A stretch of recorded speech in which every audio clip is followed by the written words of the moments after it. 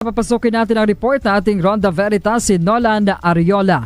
5,000 pesos na multa sa illegal dumping ng basura sa Metro Manila pinaigting ng MMDA. Go ahead, Nolan. Maraming salamat rin sa mga kapanalig. Patuloy ang paghahakot ng daan-daang tuniladang basura na inanod sa Baclaran Estero at mga baybayin malapit sa Roas Boulevard matapos ang malalakas na pag-ulan dulot ng habagat.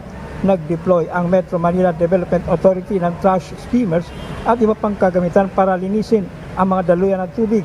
Umabot sa humigit kumulang 400 tuniladang basura ang naunang nahakot sa lugar. Ito, talagang inaanuhan, pinupukukan na para talagang maaalis ang basura. Samantala, pinaigting ng MMDA ang pagpapatupad ng mga parusa laban sa mga nagtatapon ng basura sa maling lugar, estero at iba pang daluyan ng tubig sa Metro Manila.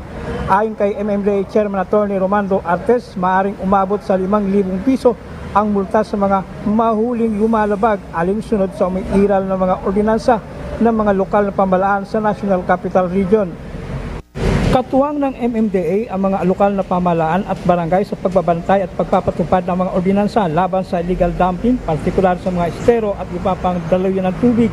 Muling binigyan din ang maigpit na pagpapatupad matapos umabot sa tuniladang basura ang nakitang bumabara sa mga pumping station at daluyan ng tubig na nakadaragdag sa panganib ng pagbaha kapag patuloy ang malakas na pag-ulan. Well, may Metro Manila Council resolution na tayo increasing the penalty of 5,000 for cities and 2,500 sa Pateros dahil city. Yun po yung maximum allowed under the local government.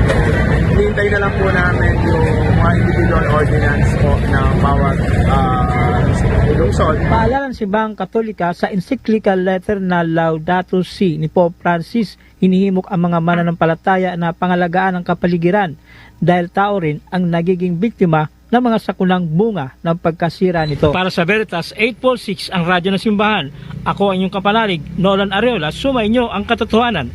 Veritas Balita sa hapon.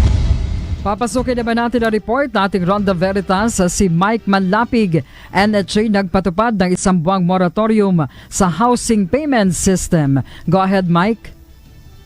Maraming salamat, Lisa, mga kapanalig.